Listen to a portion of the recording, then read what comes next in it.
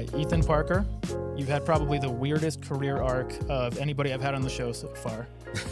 You've tried a whole bunch of things, from being in the tech world and sales, and now being the co-host and founder of this car show that we'll talk about more. How do you find comfort jumping into something new? Oh, there's no comfort. There's no fun and comfort. No, I've just done kind of what I felt like for my entire life, and it's worked out pretty good. And you've never had anything fail? It works out really well every time? Failures. Yeah, lots of. I've been fired like 5 times, and yeah. Are all those firing reasons for poor performance, or just like his heart's not in it, so this isn't working out? Oh yeah. So why have I been fired? Yeah, we can start with the firings. So let's see. My first like actual ever job, was like pulling weeds for the neighbor lady. I was like 10, and then I had a paper route. But it wasn't like the main newspaper. It was like the sort of like full of ads thing, whatever. And my brother had the paper out before me. And he was like, dude, you just hand it to the ones who complain and then put the rest in the recycle bin. And I was like, oh, sweet. This is a paper route. I didn't know. This is how business works. Exactly. So I tried that out. And then I think a few more people complained. And I was like, oh, whoops. So I think I got fired from the paper route. So I never, and that's an exclusive for your podcast. I've never shared that story before. No one's ever heard that one before. So lesson learned there. You got to actually do your job. And then I was like a lifeguard as a teenager, and I, did great there. Was not fired. Nobody drowned. No. City of Phoenix, really high bar to get in. Pass the swim test, get certified in like CPR and first aid, and they have like tons of applicants. They only accept just a few, because it's a really high paying job too for teenagers. Anyway, great. City of Phoenix Aquatics was wonderful. And then the first like real job I got fired from. So MX used to be called Money Desktop. MX here in Utah? Yeah. It used to be called Money Desktop before it was called MX. So I worked there a long time ago, like 2014 or whatever. And I just suck as a computer programmer. So I got fired from there. I only worked there for like 3 months. It was really short. And then I worked for this place called Orca Health as a computer programmer. As a sales guy. Yeah. And I kind of was getting some stuff going, and then someone else jumped in who was buddy with the CEO. So I got fired from there. Yeah, I saw that one was really short. I'm like, oh, he must have hated that one. It was like 10 days. Yeah. It was crazy. But they still paid me out pretty good, so it wasn't all bad. And then I got fired from Owlet Baby Care. I was a computer programmer at Owlet Baby Care. Got fired from there. And then I was in charge of all the technology stuff at this company from Florida that did like screen protector machines. I got fired from there. But yeah, why all of them? I don't know. A mix of reasons. The only real performance-based one that I got fired from was probably the paper route. Everything else was much more political than that. Yeah. Yeah. That's really funny. Yeah, it was either like I was, leadership ability threatened the manager, or I just like spoke my mind or whatever, stuff like that. Yeah. I thought it was really funny. When I was watching the Grand Tour the second or third time, I noticed that all of them had also been fired from a handful of things. Yeah. And I guess it just goes that like every car host can't hold a job for too long. No. Yeah. We suck at regular jobs. No, most entrepreneurs, if they're any good, would just suck at a 9 to 5 and get fired.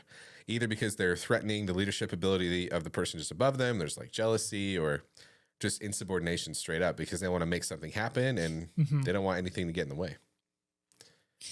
Sorry, I'm holding in a sneeze. I'm going to do a lot of editing right on the start of this podcast. It's all good. So what felt like the biggest career risk at the time?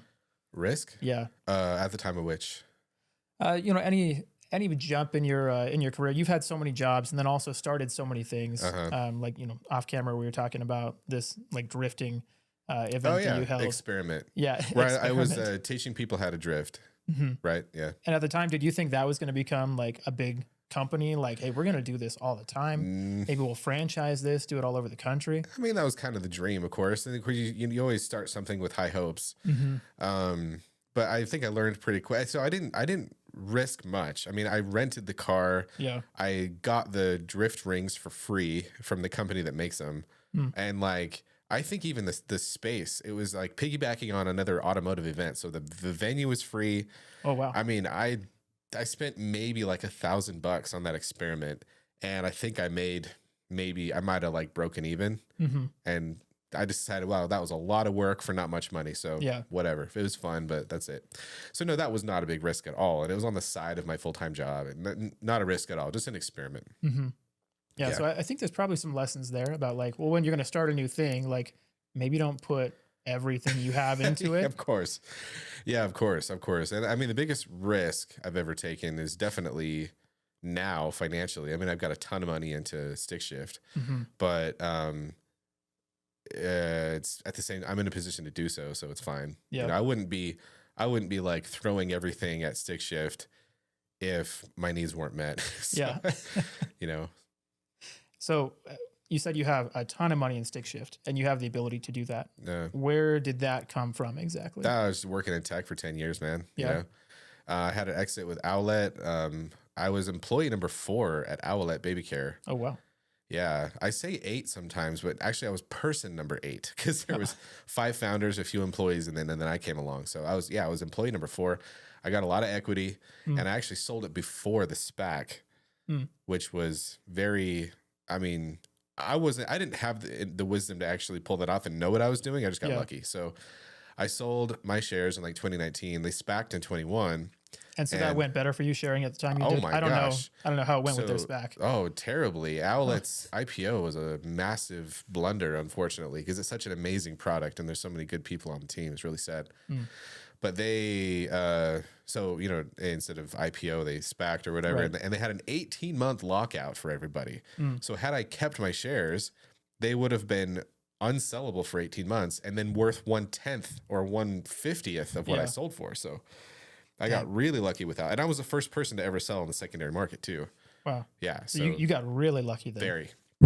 Yeah. I mean, and you know, there's whatever, maybe some shred of wisdom in there, but most of all, I was just like, I don't know. I saw an ad on LinkedIn actually for shares posts, which is now called Forge or something like that. But it basically just said, hey, sell your private tech shares on this platform. I'm like, okay. And you thought, yeah, let's do it. Yeah, I just started talking to them and they had a pretty high minimum, but luckily I was barely there. And it worked out.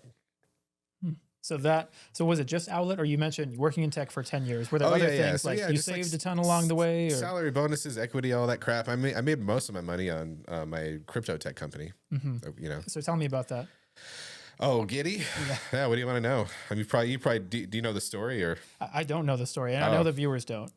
Oh, yeah. The viewers don't know the story. All 4 of them. I just assume, yeah. What's up? Name them one by one. Well, I just assume like most people in the tech scene in Utah kind of know at least some of the Giddy story by now. But as the years go by, I guess it'll fade into obscurity. But no, it was a crazy ride. Yeah, we could talk about that for a long time. But basically, 2021 was a wild time. You know, there's always these venture capital trends. Yeah. You know, late 2000s mobile apps. And then shortly thereafter, I mean, what was the VC trend? And like, anyway, what are data analytics and then cloud services? And then 21 happened to be crypto. That was the VC trend. Yeah. Everything DeFi. Yep. Everything blockchain. Yep, exactly. So our thing was, hey, let's make DeFi easy for grandma. We were making DeFi for grandma. So it's a native mobile app on your phone, and you can stake into stuff with one tap and all that. So we raised the largest pre-seed round in Utah history with Giddy. Yeah, I did see that. I thought that was pretty impressive. Yeah, $8.5 million on a valuation of $50 million, and it's all convertible notes. So none of the investors had a board seat. Yeah. None of the investors had equity. None of the investors had say or control or anything. They just handed over the money, not in tranches, all at once. So by the end of 21, we had $8.5 million to do whatever the heck we wanted. And at the time, it was just wild. We were the hottest girl in the room, as they say. And we could do no wrong. Our investors told us, like, this is going to be a unicorn. This is going to be a household brand. You know, go, spend it. One of them even asked us, and this is a firm that we didn't end up taking money from, but one of them asked us in the process, hey, when can you get to 400K burn? Like, should we be at 400K burn? Not when can you get to 400,000 a month revenue? Yeah. Like, well, why is that a goal? I know. It's just representative of the idiocy that occurred. Just like, what? Looking back on it, it's so hilarious. Like, what are you talking about, man? When Like, can we start spending more cash? and so what did we do? Well, we signed a 3-year, $20,000 a month lease. We hired 20 people right out of the gate, just flipping equity and titles and cash around like there's no tomorrow. Turns out there was no tomorrow, but we didn't know it at the time. Anyway, no, Giddy was crazy, dude. Okay, so we raised 8.5, and then we announce it in January. And then as soon as we announce it, we have people going crazy. And I learned a lot about VC, tons about, obviously, about VC during this time. One of those things is when a startup announces a fundraise, so you might imagine that all the service providers are all over them, right? Like, oh, do you need cloud? Do you need legal? Do you need marketing? And sure, that's going to happen. Your LinkedIn inbox is just exploding. Yeah. But what I didn't expect was more investors calling us like crazy and wanting into the round on the same terms. Isn't that crazy? Yeah. So first off, More people saying, can we please give you money? yes, We but at also the same think it's going to be a terms, unicorn. but at the same terms in the same round. And you'd think like, well, that's really lazy. Yeah, welcome to VC. Well, that's really lazy. Fabulously lazy. Can you imagine the amount of risk that you shrug off by just getting into existing rounds blessed by big VCs? So this is all the small VCs Expecting do. somebody else did their due diligence. Like, we'll just get in because we know they're doing it, so it's probably fine. Assuming that someone else did any due diligence at all. Yeah, exactly. And this, oh man, anyway. So I was like, wow. So first off, in the summer of 21, we had a term sheet at 24, but like it took a long time to close. And then we went back and said no to the term sheet and then hit him with our own terms and everybody said yes. Good for you. Yeah, right. It's crazy. Well, that is just crazy. We had the 4 T's of pre-seed fundraising. Team, all of us had worked at successful VC-backed startups before. Timing, our lead VC and Angel had just had a multi-billion-dollar exit. That doesn't hurt. Yeah. Trend, crypto, trust. The intros to these investors was done by our co-founder who everybody knew and everybody trusted. So we had the 4 T's of pre-seed fundraising. And each of those has a grade. I'm not really in the VC world. Is that something that everybody says, or is that something that you learned? That's like, my theorem. This is what I go by. Yeah, that's my theory. And you have a GPA. They have 4 classes. You have to get an A in each one of them in order to get accepted into the program. And you guys had A+ in some of those classes. Yeah. So of our 4 T's, our GPA was probably 3.8. So we crushed it. Most people you talk to, like, oh, I want to raise VC. I got questions for you. Most of the time, their GPA is like 1.2, and they don't know it. They have no idea. It's like, well, which is dangerous, right? It's not dangerous. They're just gonna waste a lot of time talking to investors, and most startup founders do. Yeah, it's just a fact. But anyway, so like after we raised, we announced, we got all these crazy offers of people wanting in. Oh, I was talking about the amount we intended to raise. So first we were going to do like a $2 million seed, and then it turned into a 4, and then a 6, and then an 8.5 was what we actually closed. And then, they call that oversubscribed, right? If you intend to raise 6, but you take 8 instead. And so all these people wanted in. We turned down another $5 million. And why was that? At 50. Why turn down more money, right? Right? Yeah. No, especially at a valuation of $50 million. Why did we turn down so much more money? We just thought we had it. We're like, no, we're good. We don't want to dilute ourselves anymore. This is going to become $1 billion company. Why would we take on more dilution? Because we figured like, okay, close the round in December. In another 6 months, we'll raise Series A at 100. That's why. So greed. Yeah. So greed stopped us from taking more money. Yeah. Well, it gets a lot worse than that too, because we had an offer. So we had an offer to someone lead our Series A in January. 1 month after we had closed the pre-seed round, they're like, let's do Series A. And then we kind of talked to some of our investors and like, no, don't go with those guys on the A round. Go for tier 1, man. Andreessen Horowitz or nothing, right? And so we're like, okay, we're not going to let you raise lead Series A. Let's have you guys do a secondary instead. So they offer us at $150 million valuation, a big fat secondary for all the founders. And it takes a month for me to negotiate this thing, but it's good to go. We're going to do it. And then somehow me and my co-founders decide together to take none of it. Millions and millions of dollars at a massive valuation. We just say no. So that's the most expensive mistake that I've ever made in my life, by far. Yeah, and so how much of that pie would you have gotten? Right? Yeah. Okay, yeah, because a lot of people they're just clueless. I mean, my mom's going to listen to this, and she doesn't know. But yeah, but you would be shocked how many founders, tech startup founders, have never heard the term secondary before. And their bank account probably reflects it. It's like, okay, learn. Like, that's how you make money. Like, don't forget about yourself in this whole equation. Just don't kill yourself for some whatever venture capitalist. Yeah, I see a lot of like just posts on LinkedIn about like many people don't like many tech founders don't know this, but you are deluding yourself and you're going to sell for less than what you would have had if you just had a full-time job. Totally. Like, No, it happens all the time. No, all the time. Like founders, early employees, most people don't make much in the startup game. It's just those couple that do, and their wonderful fairy tale that they tell you makes it seem exciting to get into. But I think a lot of people don't understand too is most tech founders can't even hold a job. Like they go into startups and become a founder because they are a terrible employee. They couldn't do anything else. They couldn't listen to somebody else. Yeah, exactly. Yeah. With some exceptions, of course. There's some, real shrewd operators out there that get it done. But anyway.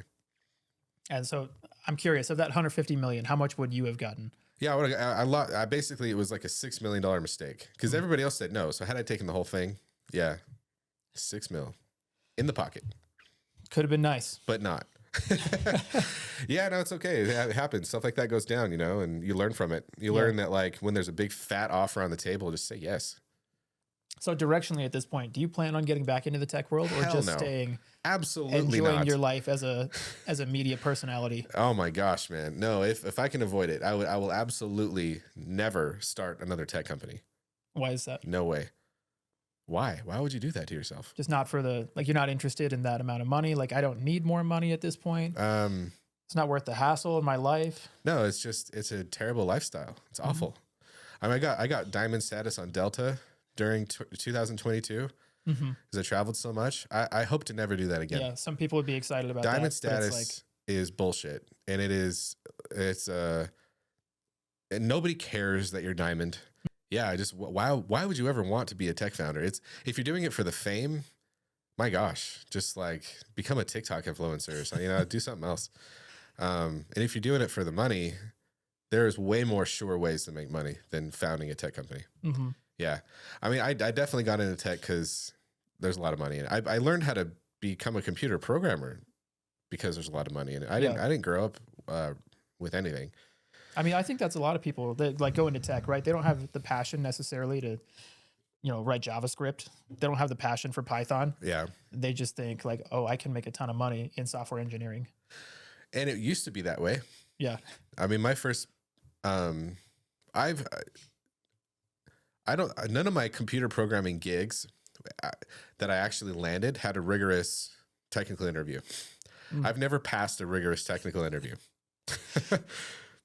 You just get jobs because it's kind of like AI right now. Like, oh, I'm an AI software engineer. Okay, here's a job offer. Yeah. Well, because it's on trend. Yeah. And traditional software engineers are struggling. They're getting laid off like crazy. Junior engineers basically don't exist anymore. Yeah. I'm pretty concerned about junior engineer. Well, junior everything. I think in so many industries, like the junior everything is just going replaced. Away. Yeah, because now a mid-level person can do so much more. Right. Yeah. The trend is you have one senior engineer plus AI equals a team of 20, basically. Yeah, and it's kind of true. And I think I see a lot of comments on like clips that I post, and a lot of people complain about the quality of AI, but I think they are not using the latest models and have not seen like how good it has gotten. People complain about hallucinations, but it's happening like less and less. It's very rare these days for the prompts that I'm using. Yeah, I have noticed it get better. I definitely 6 months ago, I thought AI was completely useless. I would try stuff and it would just give me absolute garbage. Yeah. But even like car related, like deep details and stuff, it's not perfect, but it has gotten a lot better. I used it last night, actually. I've been watching the Lord of the Rings movies 20 minutes at a time, basically, for the past month and a half. Because full-time job, podcast, MBA program, 2 kids. So I get to watch movies 20 minutes at a time. And I was just watching these beautiful scenes, filmed in New Zealand, and, the hobbits and the elves, they're like running across these fields. I'm like, what percentage of these movies is just me watching some guy run in a field? And so I used ChatGPT, and it was like 8 to 12%, I think is what it said. Like, depending on how you classify, like what counts as a panning, and this wide angle shot. 8% of the Lord of the Rings is people running. Yeah. So the question was, what percentage? I could look it up, but the percentage. What percentage is just wide panning shots of the main characters traveling? Yeah. Because if it's just running, well, sometimes it's like the same shot, but they're on horseback. So I just said traveling. And that came out to like 50 to 80 minutes of the movies were just them traveling. That's awesome. Like that's a whole hour of my life, and it's lovely. Yeah. So it is useful. Maybe not for those deep details. I was kind of surprised that it knew that. Yeah. Yeah. It's kind of like your own research assistant or whatever. Yeah. And ChatGPT just came out with GPT agents. So now you used to have to like pay for some other platform to create an agent that will actually do things, execute activities for you. But now you can just do that natively through OpenAI's platform. And I haven't used it, but I'm excited to. So I think it'll be cool. And I've got a question before we get into car stuff more. On your LinkedIn, it shows that you're an investor and an advisor for several companies. And that's kind of being, I think, right? Yeah, I think just two that I saw. But it's becoming a trend for people that I have on the show. Like sometimes it's just investor, sometimes just advisor. But how do you become an advisor for a company? I'll go full Stanley on this. Money. How do you become an advisor? I don't know. They'll ask you. Or you invest. So these people find you, or like logistically, what does that look like? Well, I'm only, I only have that twice on LinkedIn. Mm-hmm. And so both of those people are close friends of mine, and I've invested in their company. And the advisor thing comes and goes. I mean, like maybe earlier on I was more involved, but it's pretty informal. I'm not a board member on either of them. Yeah. But it's just whatever. They'll call me sometimes, like infrequently. We'll talk something through. So what does that look like? What do you provide for them as an advisor? As an advisor? Yeah.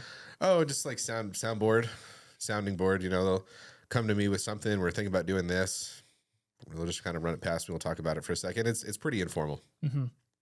And so that looks more like maybe consultancy, but on retainer. No. It's not a paid role. Oh, usually, I invested in the business. Okay, so you mean by the money, it's them. Like, well, I hope to get I gave them money and I hope to get a return, but they're not paying you as an advisor. No. Yeah, usually, sometimes board members are paid a small salary just to show up to meetings 4 times a year, but no, it's, I just help them out with stuff as I can. Make intros. If they're looking for a certain hire or customer, if I know people, I'll connect them. Is that something you want to do more of, or where does that rank for you as far as like fulfillment? No, I mean, like it's kind of part of getting out of tech is I hope both those companies sell for $1 billion and I don't have to do it anymore. Yeah. I mean, I love helping people and everything, but I mean, for the most part, the whole, tech sector is kind of empty. Mm-hmm. What do you mean by empty? Just like money grubbing and power hungry and desperate. Stuff like that. Yeah. I think there are some tech companies that actually do good. Owlet being one of them. Their product is absolutely amazing. It's like literally saving babies. Mm-hmm. But for the most part, tech is just like self-referential and meta and I don't know, kind of lacking of substance. More selfish industry. Oh, like the only reason we're obsessive over customer experience is so they pay us more. Of course. Yeah. No, and like people that try to tell me, oh, I'm just super passionate about dashboard. No, you're not. About dashboards. You're not. No one cares about dashboards. No. I mean, the people do who are making a salary from it or have it. Once again, it's just the money thing. They have opinions on what's better in a dashboard. Yeah. Like I'm super passionate about like optimizing. I don't even freaking know. Well, I just love systems integration. It's like, I don't think you do. Like no one loves that. Yeah. You just know you can make money from it. Yeah, exactly. And I don't blame anybody from getting into tech. Like I would do it again to make the money that I have. Absolutely. I would do it again. But would I do it by choice? Like, gosh, no. My hell. Yeah. Like who would do that by choice? Like there's anything else is more fulfilling than the tech industry. Yeah, it's kind of funny you say that. So now you said by choice, no, but your choice right now is being a creator and co-host on this on StickShift. So tell me about where did the idea come for the show? Yeah, so once upon a time, my head of marketing and I went out to Europe for a couple of crypto tech conferences, and while we were out there, we noticed that we were going to be pretty close to some racetracks, some iconic racetracks. Which ones? The Nürburgring. Cool. And Spa. So you've heard of Spa? I haven't heard of Spa. I know the Nürburgring, Yeah. and I was at the Red Bull Ring last year for a Oh, MotoGP cool. race. Hey, MotoGP. Yeah. Yeah, a ton of fun. They come to Austin and stuff. Yeah, I wanted to go to Austin this year, but we were right about to have a baby, so we didn't go. Yeah. MotoGP's dope.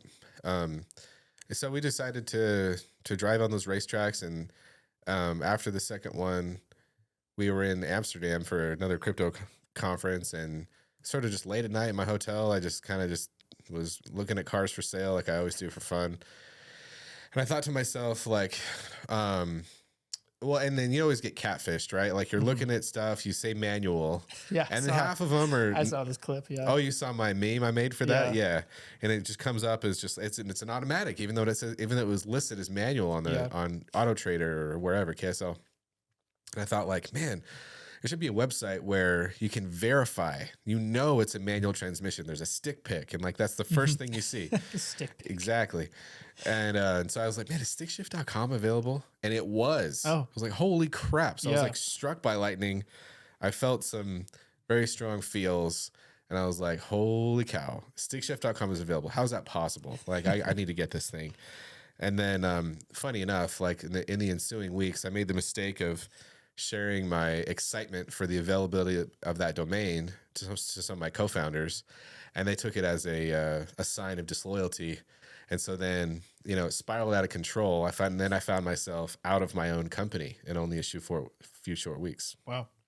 So let that be a lesson to anybody with a side project. Keep your mouth shut. Yeah.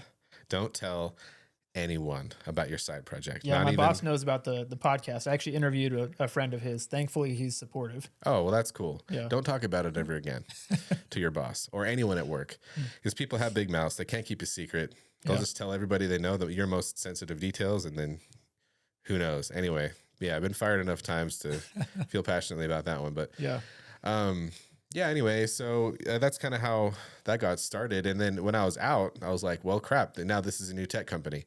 But then, because I hadn't sold my shares yet. And so in the coming months, I was able to like sell most of my shares in the company and do pretty well, because I knew it was totally screwed. The company was? Oh, yeah. Yeah, as soon as I left, because I mean, before I left, I was in talks to selling the company to some pretty big players like Robinhood and other people. And of course, I found a breakup will absolutely destroy any acquisition talks. Right, that can make its value go to zero.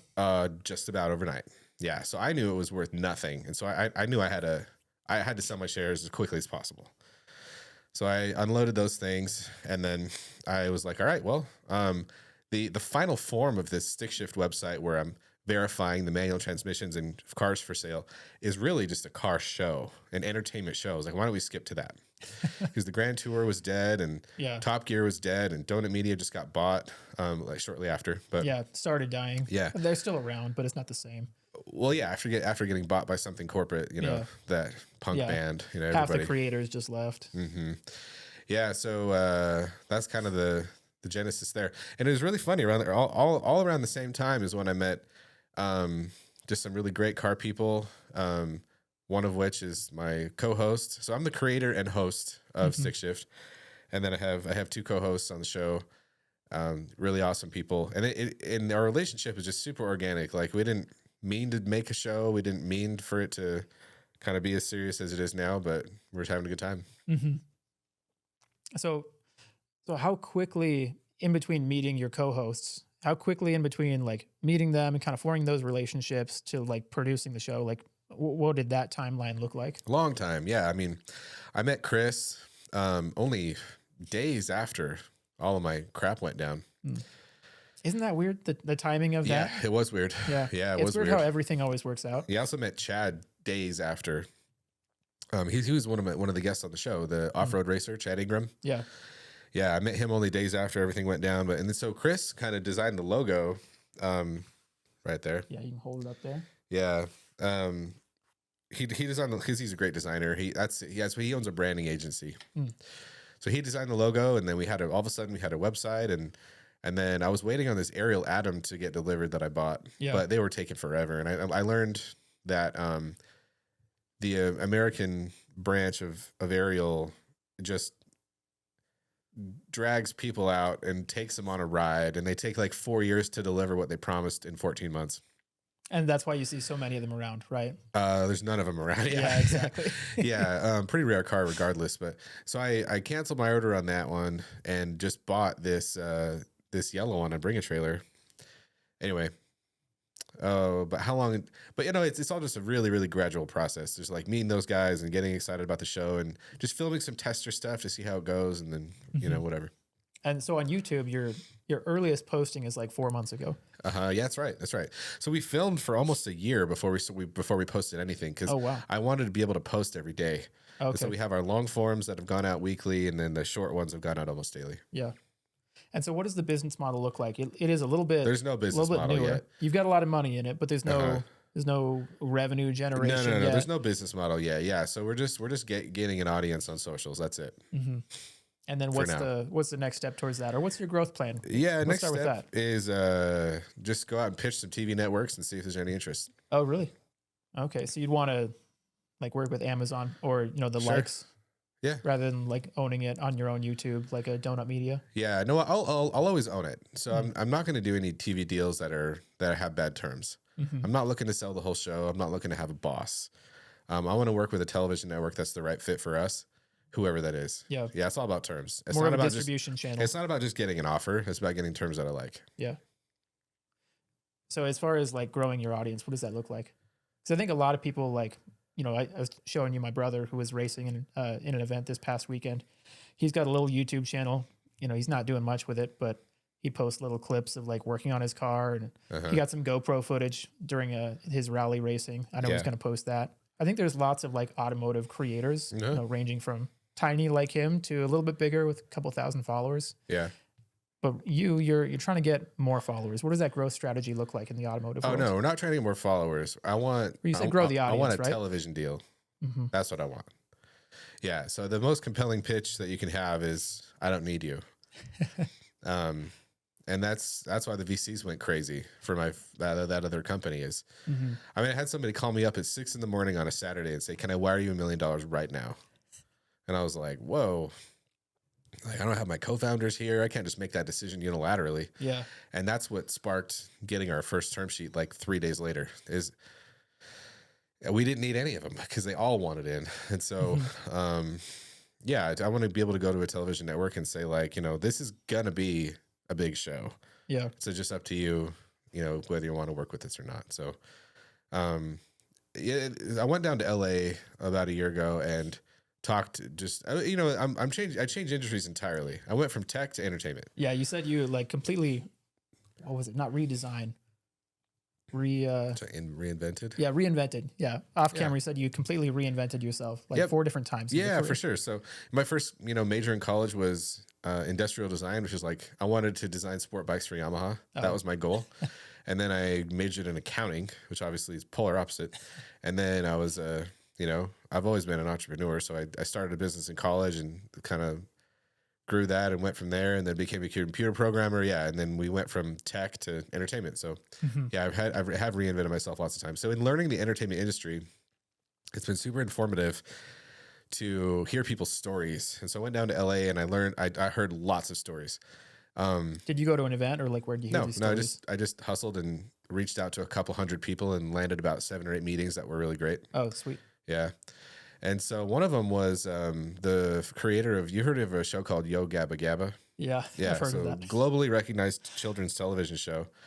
And the founder of that thing just had the craziest story. So they started it in like the mid 2000s. They got a deal with Nickelodeon. Mm-hmm. He got completely screwed over. They negotiated a profit share instead of a royalty. Completely different. And all Nickelodeon was like, oh, there's no profit. And so they never got any money. Yeah. For like, decades of work. Ever. One of the biggest shows in the world. Yeah. Yeah. And so he ended up having to go work at a MLM for a while just to make ends meet. Wow. Which, was a fate you wouldn't wish upon your best friend. Yeah. And that's crazy to go from like founding, creating like one of the biggest, it is literally one of the biggest children's shows ever. Oh yeah. And then to go to like, well, I have to go get a job hustling and selling oils. Exactly. That's right. Yeah. Stretchy pants in this case. Oh. But damn fine stretchy pants. The best ones. Yeah. Reach out to them. Some of the worst stretchy pants ever. Actually, there's a Netflix special on it. But I think I know what you're talking about. Yeah. And I think my sister did this too. Yeah, thankfully we never had a garage full of crappy stretchy pants. But no, anyway, so his story was extremely educational. Mm-hmm. It's read the terms, every word of it. Yeah. Read the contract. And understand those terms like Oh my revenue share, profit share, royalties, geez. all different. You bet, man. It matters. And lucky for them, and I'm really so happy for them that all this time has passed and they just got a new deal with Apple. And And for they- Yo Gabba Gabba. Yeah. So it's finally like they're the captain of the ship and they're making money and it's good. So, Yeah, but it's good for taken them. them a lifetime to get there. So there's that. There's the make a show, make it awesome, and then get screwed over on terms. And then there's just like, there's like go work in the industry for a while as a grunt. I'm not 18 and single anymore, so that's not really an option.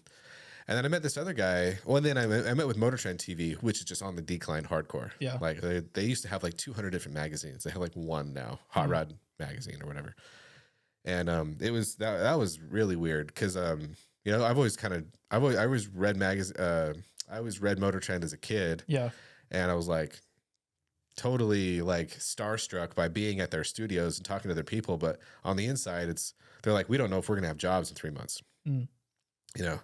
Motor Trend TV is just like way, way down in the dumpster, and like no one's watching it. And they had a really great social media strategy, but the old guard killed it. And just like, man, that sucks. Yeah, that's too bad. Yeah, because I was thinking like, oh, maybe Motor Trend is a really great candidate and a good match for us. But it's all hot rod building shows for people between like 65 to dead. Yeah, I only know them like for their articles. Yeah. I've maybe watched a few of their videos, but I don't watch any of the hot rod stuff. Exactly. Yeah. It's just for older guys. They're all dying off. And then I met with this other dude who he worked on like some hot rod or whatever, not hot rod. He worked for like automotive hip shows in the 90s with like MTV and stuff, like Pit My Ride and Monster Garage or whatever. And but just as a grunt. And then he decided to make his own television show, like film it on the cheap, own everything, the rights, the music, everything, and then just go license it out to different networks. So I was like, oh wow, that's really informative. Like if you film it all and you own it all, then you can license it out as you want. Yeah. So there's a lot of ways to go. We'll just make it happen, Whatever we need to do. There's a lot of ways to make money in entertainment, especially with television. So we'll just see what happens. But number one is terms. Mm-hmm. Yeah, and you said what you were saying just reminded me of like why I think not to push my own podcast on my own podcast. But, one of the reasons why I think that this is and can be so valuable is that, like, you sharing this story of like knowing everyone else's story. AI is not going to be replicating. It may retell someone's story if it has those details, but if no one's ever done it before, then it doesn't have the data in order to spit out to you of like, oh, these are the types of deals that could be done. And I think that's one of the reasons why these stories are so valuable. Yeah. Which reminded me too of what you said right before we started recording. What's your order of like the most important things the 4 important things as far as producing your show, starting the story? I only have 3 so far. Oh, I thought it was 4. Hey, well, what are the 3? There's 4 T's of pre-seed fundraising for tech startups. Or no, you were talking about as far as producing your show, you start with story. Oh, that's producing anything. Yeah. Producing any kind of television, movie, anything with video at all. It's story, and then editing, and then audio, and then video. But that's just whatever. That's just kind of like that's just what I think. But as far as like what are the tenets of the show, we only have 3 so far. Number 1 is have fun. That's a good one. Because I'm choosing to do that. I could be doing anything right now, and I'm choosing to do this. So it had better be fun. Yeah. Number 1 is have fun. Number 2 is make art. I hate the C word. It's awful. I'm not here to make like social media content. Okay. Ugh, like which C word are we talking about? That like, one. I don't think my wife likes the C word either. But which one are you? No, it's make art. So like one of my huge pet peeves about a lot of automotive YouTube channels that I just can't watch them. I cannot watch 48 minutes of unedited nonsense. Just carrying your phone around and blabbing about stuff. I don't care what it is or who you're with. Edit your stuff. Give a crap, So yeah, have fun, make art, and number 3 is make money. So we can keep doing it. Yeah. Yeah, not so I can like buy a yacht or something. It's just so we can keep doing the art. Yeah.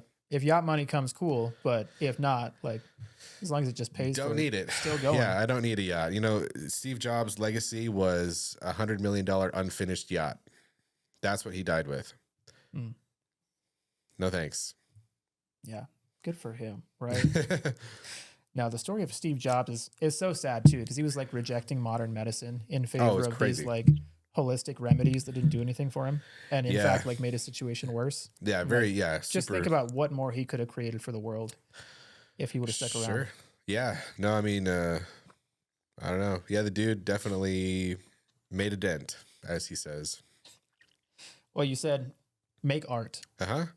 Are there any segments on the show? And I know you haven't been sharing everything publicly for too long yet, but are there any segments on the show that you thought were like, oh, these are going to crush? Oh. And then they just flopped? Oh, no, not really. Because I've already been there, done that. I know what it means to make something and then to try to sell it. I've had no expectations at all. I'm making everything we made on the show so far is for us. Mm.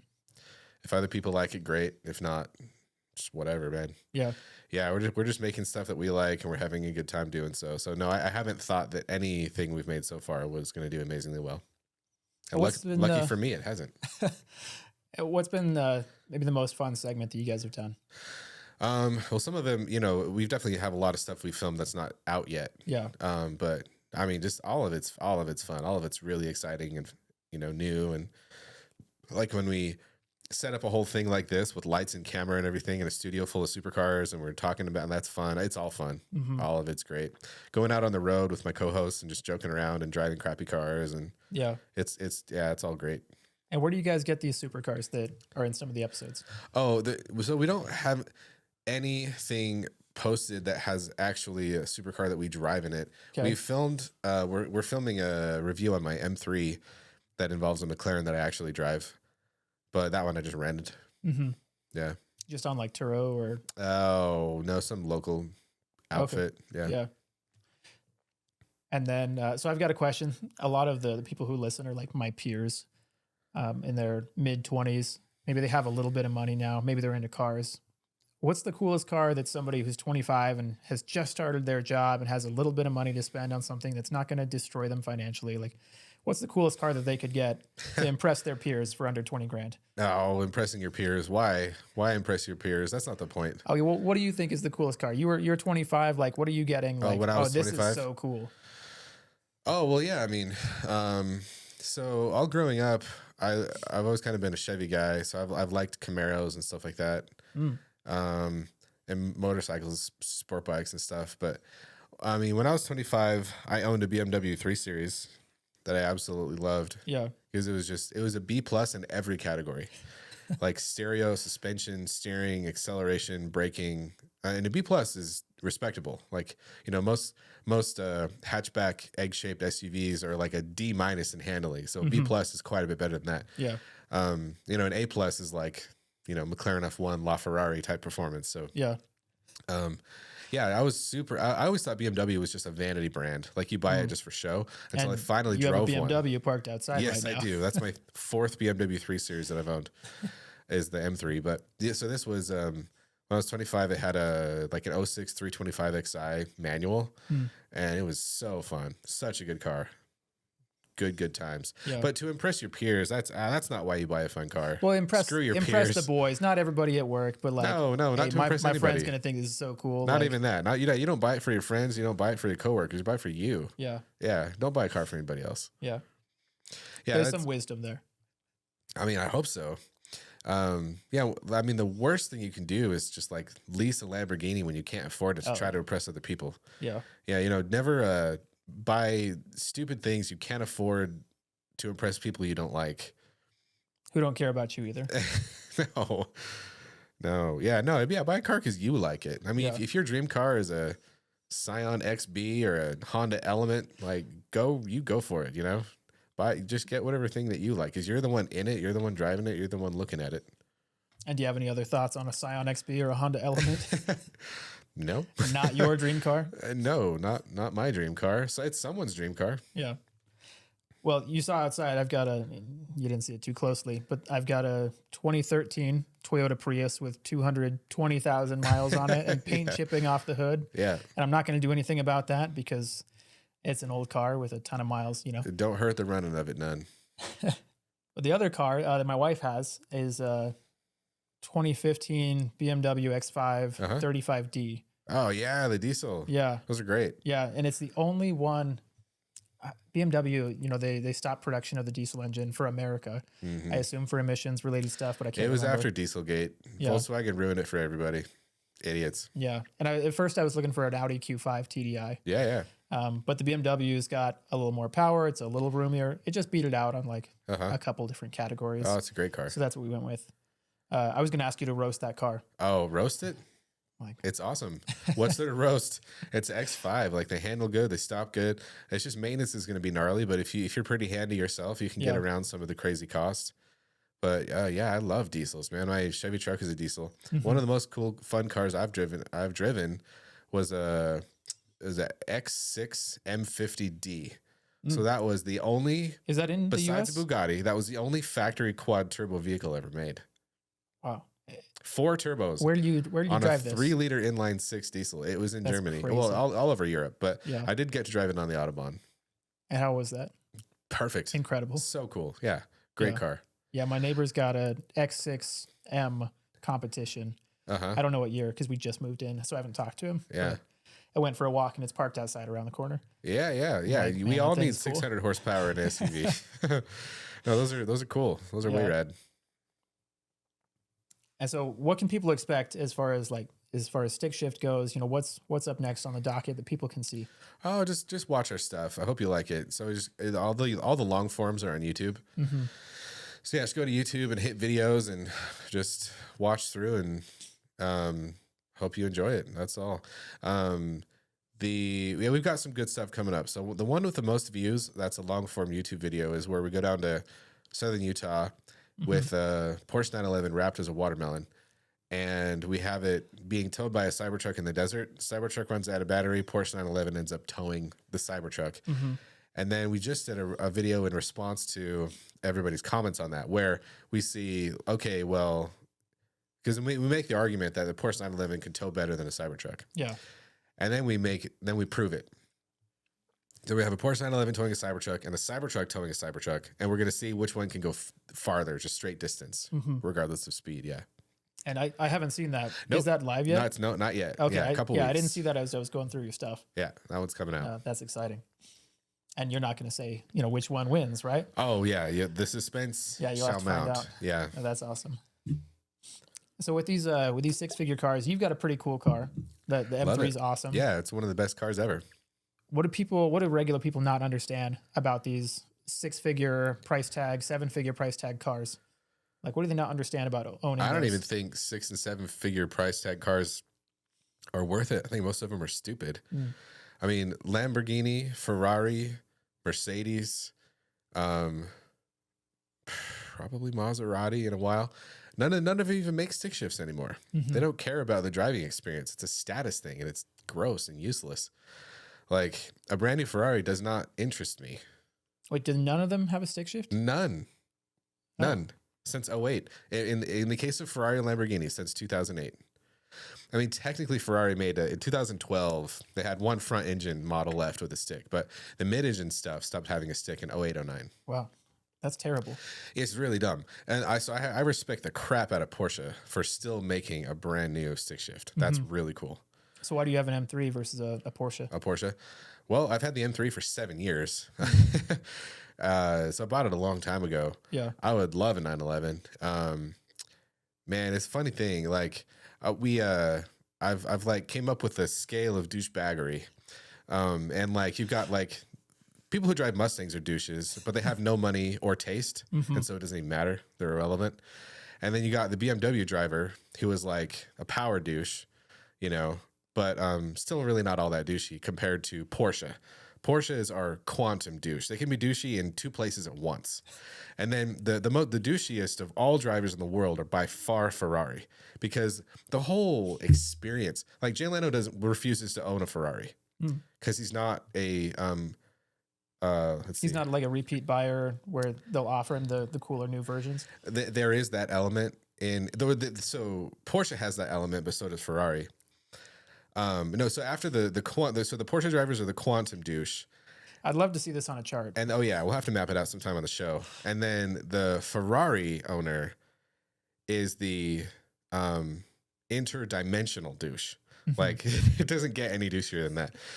Anyway, but no, so Porsche is pretty bad. You walk into the dealership right up here, up the street, and you'll be like, okay, I want to buy a brand new one and I want to order it special. They'll just laugh at you. They're like, ha ha ha, you are not cool enough. You're like, yeah, but I can afford it. They're like, so can a lot of other people. Like, it's really stupid. And it's 10 times worse at Ferrari dealerships. Like, you're expected to tip your sales guy at a Ferrari dealer. What? It's the dumbest thing. Shouldn't they be thing. tipping me a little bit? Like, you're making a commission already. Like, exactly. Can you throw me a bone? Yeah, it's the dumbest ever. So no, super fancy cars I think are stupid. They're like, oh man, do I want it? Yeah, I do want a 911. I absolutely want a 911. And like, probably the coolest manual transmission car that's brand new that you can still kind of get if you have millions of dollars is a Pagani. Or actually, the Gordon Murray T50 is pretty dope. I don't know that one. I do know Pagani. Mid-engine Gordon Murray one is so he's the guy who designed the original McLaren F1. Okay. He made a car, the T50. It's mid-engine V12, naturally aspirated, manual transmission supercar. Like so cool. It's everything you want. I don't care how fast it is or isn't. That's just an amazing setup. So if I were ever to like make a car company, it would be to build the most affordable mid-engine V12 manual car that's possible. So where you source the engine, I don't know. Like how do you build the frame? I don't know. But that would be my goal, because I think for $100,000 you should be able to have a mid-engine naturally aspirated V12 manual car of some kind. Just because you'd be surprised that those details, those boxes that you check, you'd think, oh, there's tons of Ferraris that fit that description. There's actually only one. There's one naturally aspirated V12 manual Ferrari, period, ever. And the price tag is? Oh, now friggin' $4 to $20 million. It's the F50. It's right in the mid 90s. Right when I was like just really obsessed with cars and everything, and learned how to ride dirt bikes and all that. I was a little kid, but like that sucks. Because the one before that was a twin turbo V8. I mean, the F40 is amazing. Everybody loves it, but twin turbo V8, like I don't know, whatever. Not as exciting to you? No way. 12 cylinders, man. And the one after that was an automatic. And then from then on, every Halo car was automatic, and they, stopped making the mid-engine sticks in 0809, like I mentioned before. But no, I think so I'm a member of this like car club here in town, and it's cool and everything, but most of the stuff in that garage I think is very stupid. Probably the pinnacle of stupidity is probably I'll say it like a pretentious asshole, the Urus, the Lamborghini Urus, the Lamborghini urine is what it is. It's a Volkswagen Atlas, dude. Yeah. It's an Audi Q8. It's a Volkswagen Atlas. Yeah, it has exactly parts that say Volkswagen on it. Yeah. And then it has a not lot more just parts. Under the hood, right? Like, are there any parts that frame parts, suspension parts, a bunch of crap, electronics, and then it has Volkswagen badges, Audi badges, and like 2 Lamborghini badges on the front and the back.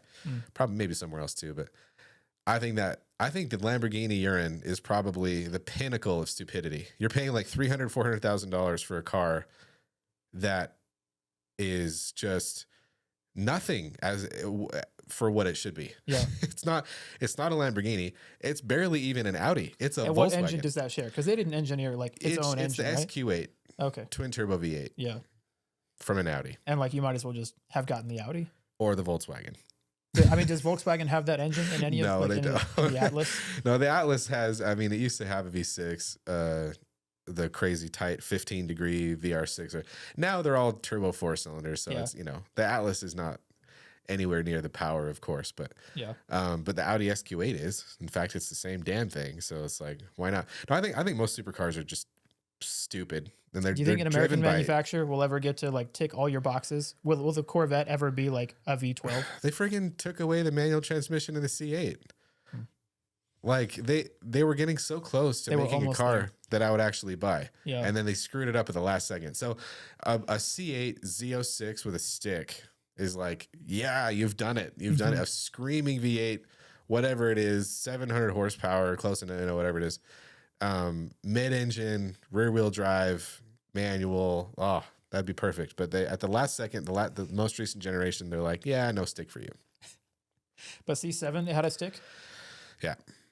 And then they took it away once they decided to have the Ferrari competitor. That's right. Yep. They go mid-engine and they take away the stick. Yeah.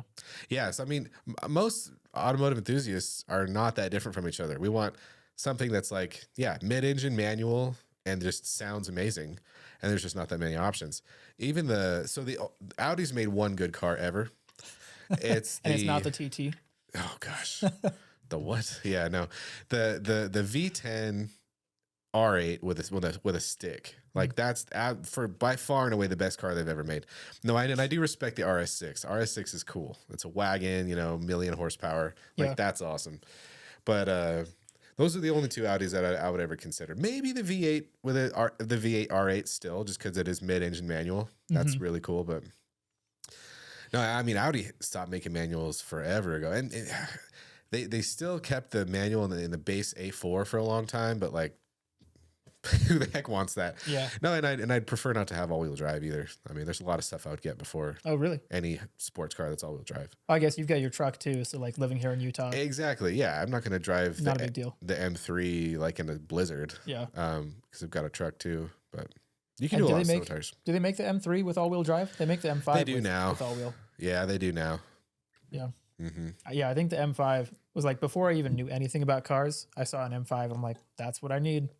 Yeah. That's what I need to have. And I'm not close to it yet. But, and it's a shame that they stopped making a manual in the F5 in like 2012-ish. Yeah. Well, I mean, that just means the ones that I can afford would have the manual. Sure. Oh, you can afford an M5. No problem. You go right ahead. But you're going to buy the car for $12,000 and put $12,000 a year into it. Yeah. That's the problem. Constantly. Yeah. So what do you see like in the business world? What cars do people buy just to be flexing on people? Like, oh, I have money. Is it just I don't know. Anything that says Ferrari? Something stupid. Yeah, it's just to me that's just so pointless. Like why? I wish I knew the stats on this. Maybe we should ping AI really quick, but I want to know what percentage of Lamborghinis are leased or like bought under just terrible finance terms. Yeah. Because if you've got to do that, like you're doing it wrong, man. Why buy a car for somebody else? Yeah. That person's not helping you pay for it, Yeah, I mean, in your order of douchebaggery, I did think it was funny as you were talking about Porsches. And I will say, I did say Porsche before, but I do say Porsche having been to the Stuttgart Museum. It doesn't freaking Museum. matter, man. Like, just say whatever. Matt Watson on YouTube, he's got billions of views. He says Porsche. If he can say Porsche, I can say Porsche. After going to the museum, where like, what's his name? I'm like, oh, okay, well. Oh, you've been there? Yeah. In Germany? My sister used to live in Stuttgart. Okay, wow. Her husband was... he's still in the army, but they were stationed there up until like a month ago. Yeah. So we visited them last year, went to the Mercedes and Porsche Museum. Yeah. No, it's that kind of bull crap that just like, I don't know, it drags it sucks the fun and the life out of being a car guy. Yeah. Like you have to say it the right way. No, you don't. I don't really care. No, you don't. Yeah. I respect his name, so I'll say it Porsche most of the time, unless it feels weird in the sentence. The Hitler's right-hand man, like why respect that guy? He was good at making cars. It was so funny being at the museums. They had a timeline of like, here's what the company was doing at like these different years. There was a little gap in the 30s and 40s where they didn't say much. Yeah, people say like, if you refuse to buy a Tesla because of Elon's politics, it's like, well, I've got bad news for you. Have you heard of anything else? You might not want to drive a Volkswagen or a Porsche or a Mercedes or a BMW or like there's a pretty long list of airplane manufacturers, engine manufacturers, tank manufacturers. Anyway, now people do very, very silly things in order to try to feel superior to their brothers and sisters here on Earth. And it does feel like the Porsche drivers are like, you saw upstairs. I've got a few. Quantum douche is the Porsche the quantum douches. Yeah. I've got a few somewhat fast motorcycles, and all of them are loud. And so at least they sound fast. And it's not the Mustangs and the Chargers who are trying to race me the most. And for legal reasons, I have never street raced any of them. It is the Porsche drivers who are like trying to get rowdy with me the most often. Huh. That's interesting. Yeah, well, on a motorcycle, you want it to be, it's a safety feature to be loud. You want a loud exhaust. There's a little bit of a debate there, but honestly, I agree to a point. What's the debate? There's an element of physics where the exhaust is pointing backwards, so the sound, if you're coming up on somebody, Okay. the sound is going backwards. So it's Sure. not reaching the car in front It's of you. true. Like, well, maybe Unless a little it's bit. like freaking straight piped. Yeah, but like it happened like 2 days ago where a motorcycle was coming up on me and I heard his exhaust like a second before he passed me. Sure. Like it totally happens. Yeah, no, but the louder it is, the louder, whatever. Arguably, maybe that's why.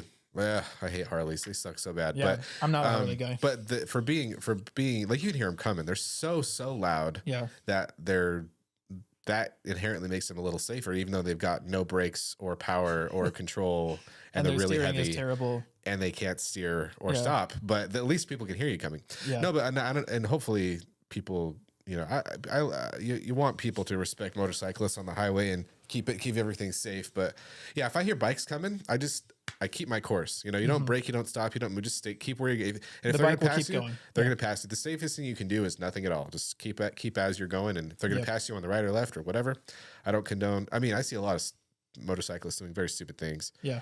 And I wish they wouldn't do that, but at least you can hear them coming. Yeah. And my Triumph is obscene. Honestly, a little too loud. Great. But, Yeah. That's but safer people for you. hear it for sure. Yep. From a mile away, you can hear that thing. It's maybe a little too much, but it's a lot of fun. Yeah. And I'll probably never sell it. Yeah. 2 wheels is good times. Yeah.